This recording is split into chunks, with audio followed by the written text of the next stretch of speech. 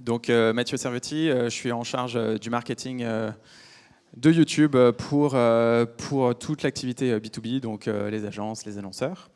Et je souhaite commencer cette présentation par une nouvelle, une annonce. Vous nous demandez, en tant que responsable de marque, agence, beaucoup plus de transparence par rapport à nos chiffres et surtout d'être intégré dans les outils que vous utilisez au quotidien. Et bien, depuis juillet dernier, YouTube a vraiment passé le pas pour aller dans ce sens en intégrant la mesure vidéo 3 écrans de médiamétrie. Je ne sais pas si vous avez passé l'annonce. Pourquoi c'est important ? Plus de transparence, évidemment, mais aussi ça met en avant un certain nombre de chiffres.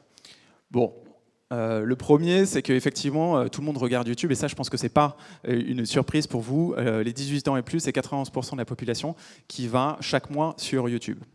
En revanche, il y a un élément qui est un peu plus surprenant, c'est le titre de cette présentation, c'est les 27 minutes, c'est l'engagement quotidien qu'ont les Français avec la plateforme. Et si on regarde les 25-49 ans, c'est 27 minutes par jour. Et là, on parle de l'ensemble de la population française de 25-49 ans, c'est-à-dire les gens qui ne vont pas forcément tous les jours sur YouTube, les gens qui ont potentiellement, il y en a quelques-uns encore, pas forcément accès à Internet. Mais voilà, un engagement hyper fort chaque jour. Pour comprendre ce qu'il y a derrière ce chiffre, en fait, il faut comprendre ce qu'est YouTube. En fait, c'est une plateforme qui est infiniment personnelle. C'est une plateforme dans laquelle on donne le choix aux utilisateurs de regarder ce qu'ils veulent. Donc forcément, naturellement, ils vont vers leur centre d'intérêt, leur passion, des choses qui les intriguent, qui les questionnent et pour lesquelles ils ont une affinité particulière. Et du coup, comme ce sont eux les maîtres de leur programmation, mon YouTube n'est pas forcément votre YouTube et pas forcément le YouTube de l'ensemble des Français. La conséquence de ça, c'est que finalement, on voit émerger des tendances, on voit des éléments qui étaient niches il y a quelques années, qui deviennent mainstream aujourd'hui. Donc ici, vous voyez évidemment les tutoriaux, le do-it-yourself, la SMR. C'est plus vraiment des nouveautés pour vous. Vous maîtrisez tout ça et en tout cas, vous connaissez tout ça. En revanche, il y a des tendances qui émergent. Booktube, je ne sais pas si tout le monde connaît, Van Life aussi, qui est une tendance qui va s'inscrire complètement dans la génération avec les millennials, donc génération Y qui privilégie le slow life, qui privilégie slow consommation, et qui vont se filmer en train justement de vivre dans un van. Ça explose, plus 180% de vues cette année en France. Voilà, donc le niche devient mainstream, et la conséquence de tout ça, c'est qu'on a des chaînes qui explosent en termes de volume. En France, 300 chaînes de plus d'1 million d'abonnés. 300 chaînes de plus d'1 million d'abonnés, c'est absolument énorme. Le chiffre a doublé en 2 ans. Alors la conséquence de tout ça pour les marques, les annonceurs, c'est que parce qu'on a un rapport qui est infiniment personnel justement avec la plateforme, on a une attention forcément qui est accrue. Et aujourd'hui, sur YouTube, on voit que les utilisateurs ont une attention que vous avez sur nulle part ailleurs, parce que les gens sont là pour regarder de la vidéo. Donc ils regardent avec le son, ils regardent en entier les vidéos. Et ça, forcément, ça se traduit en efficacité forcément business pour vous. Et on rentre dans le cœur de cette présentation. Alors, on nous demande souvent qu'est-ce qu'est justement une vidéo qui fonctionne, une vidéo efficace. Qu'est-ce qu'une opération justement d'influenceurs qui fonctionne. Est-ce que c'est des vidéos qui sont vues à 3 secondes, 5 secondes, 20 secondes quel est le bon taux de complétion? Il y a une étude qui est sortie il y a quelques semaines sur le coût des posts sur les réseaux sociaux ou des vidéos sur YouTube. Je ne sais pas si certains d'entre vous l'ont vu, cette étude qui comparait le coût d'un influenceur sur Instagram versus Facebook, versus Twitter, versus YouTube. Et voilà, c'est des questions forcément qui reviennent tout le temps. Et ma vision des choses et la vision qu'on partage chez YouTube sur l'efficacité, c'est finalement d'élever le débat, ne plus forcément regarder des éléments qui sont des éléments métriques au niveau des vidéos ou des influenceurs, mais plutôt de remonter d'un cran et de parler justement de marketing. Donc c'est est-ce que j'arrive à construire ma marque ou à faire des ventes. Et quand on regarde les bonnes pratiques que l'on voit sur le marché, sur un certain nombre d'annonceurs avec lesquels on travaille, on retient 3 choses, et c'est 3 choses que je souhaite partager avec vous aujourd'hui. 3 enseignements, 3 bonnes pratiques. La première, c'est la stratégie d'audience. Ce que nous dit Ipsos, c'est qu'une vidéo, et donc une publicité qui est pertinente pour moi, a 3 fois plus d'attention forcément qu'une vidéo qui n'est pas forcément ciblée.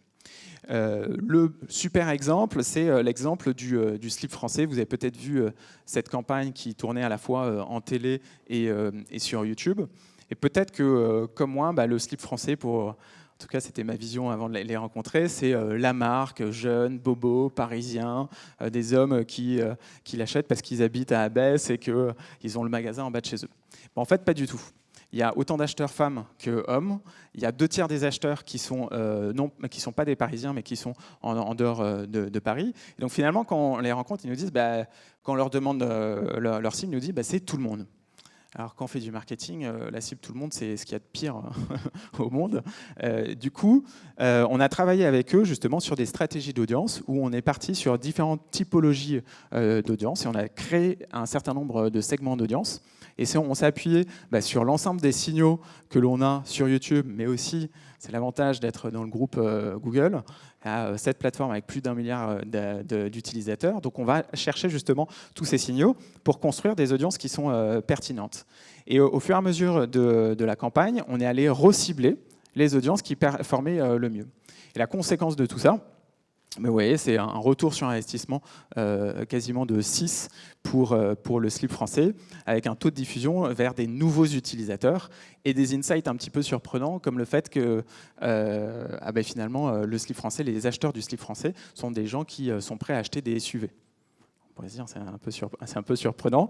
En fait, quand on comprend la typologie justement des acheteurs du slip français, c'est pas forcément surprenant, c'est plutôt des gens qui sont établis, avec un certain pouvoir d'achat, et bon, forcément, plutôt père ou mère de famille qui veut faire des cadeaux, et qui sont enclins à justement aussi acheter des SUV.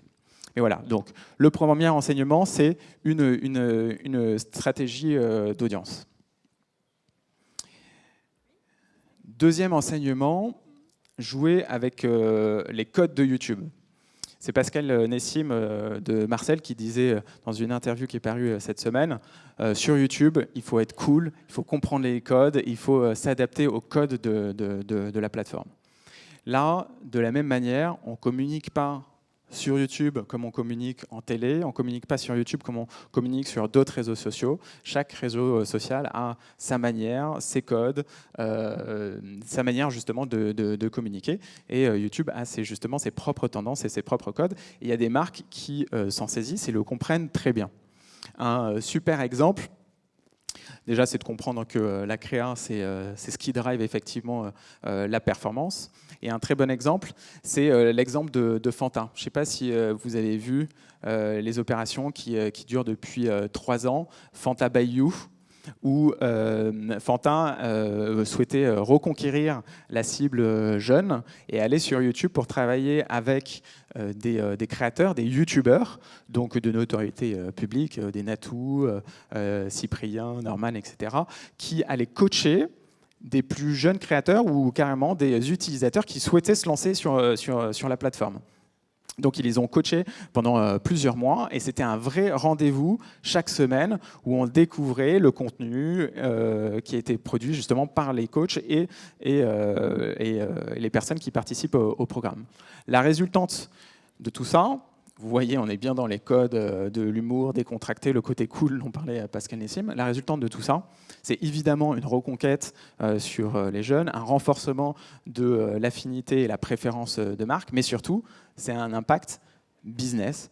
Là, c'est sur l'année entière, c'est plus 10% de ventes qui a été mesuré ça avec Nielsen. Un autre exemple, toujours dans les codes, on en parlait un peu tout à l'heure, l'ASMR, c'est pas nouveau, vous voyez, ça a commencé à grandir à partir de 2013. Ça, c'est les chiffres France, c'est plus 300% par an depuis 2016 sur les vues qui sont faites d'ASMR en France. Et du coup, il y a des marques qui ils se disent, voilà, il y a un super terrain pour communiquer sur cette typologie de tendance et surfer, faire part de cette conversation. L'exemple que vous connaissez peut-être, hop, il n'y a pas la vidéo, bon, c'est pas grave. L'un des exemples, il y en a plein, il y a plein de marques qui ont travaillé sur l'ASMR. Là, c'est Ikea. En vrai, c'est mieux de l'écouter chez soi avec le casque, le volume à fond. Et c'est Ikea qui est en train de mettre les draps sur justement ce lit de chambre d'enfant. Et on reproduit comme ça les bruits des draps, et c'est très agréable. Et on fait bien son lit. Engagement hyper fort sur la vidéo. Buffalo Grill a joué sur ces codes également. Il y a Renault Zoé qui a joué sur les codes plus récemment aussi avec l'ASMR. Donc voilà, c'est comment les marques finalement s'approprient ces codes, que ce soit l'humour, le ton décalé, soit des tendances. On parle ici d'ASMR, mais je ne serais pas étonné qu'il y ait des marques qui jouent sur le côté van life dans quelques mois ou quelques semestres pour justement préempter des territoires de conversation et surtout créer de la pertinence. On en revient toujours à ce cœur de la plateforme infiniment personnelle pour avoir plus de pertinence. Dernier élément, jouer avec le mot multiformat qu'on pourrait traduire par savoir raconter des histoires. En fait, pareil, on a fait une étude avec Ipsos pour comprendre quel était l'impact de raconter une histoire de manière séquencée par rapport à répéter toujours le même message sur YouTube.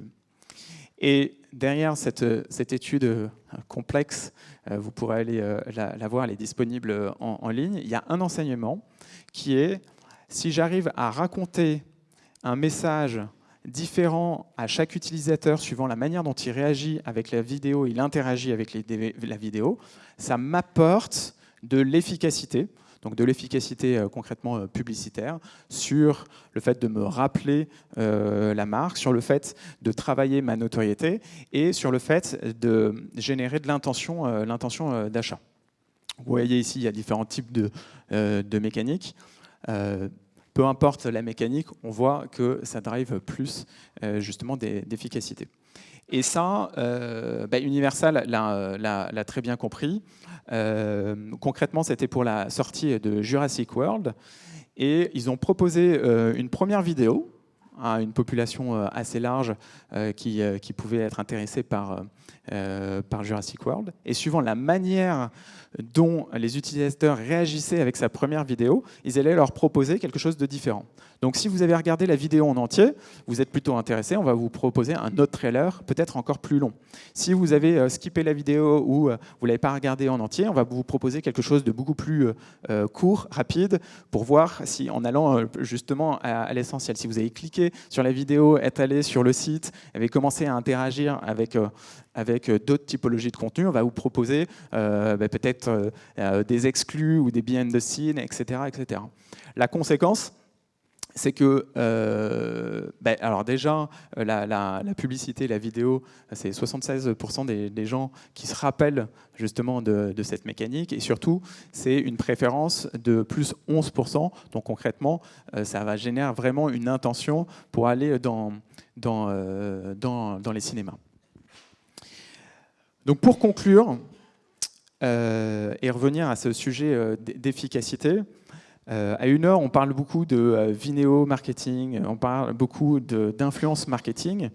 Je nous invite tous collectivement à essayer d'élever un petit peu le débat et sortir de ce débat de combien me coûte ma vue, combien me coûte mon OP avec un influenceur, pour finalement se concentrer sur le retour sur investissement des activations que vous pouvez faire. À la limite, peu importe le coût de la vue et le coût avec les influenceurs, ce qui compte, c'est quel est l'impact que vous allez réussir à générer et comment surtout vous allez réussir à le mesurer. Donc, c'est une invitation commune pour repenser la manière dont on travaille cette vidéo marketing et cette influence marketing. Et voilà, il reste 0 secondes, j'ai terminé. Merci à tous. Merci beaucoup Mathieu pour les bonnes pratiques.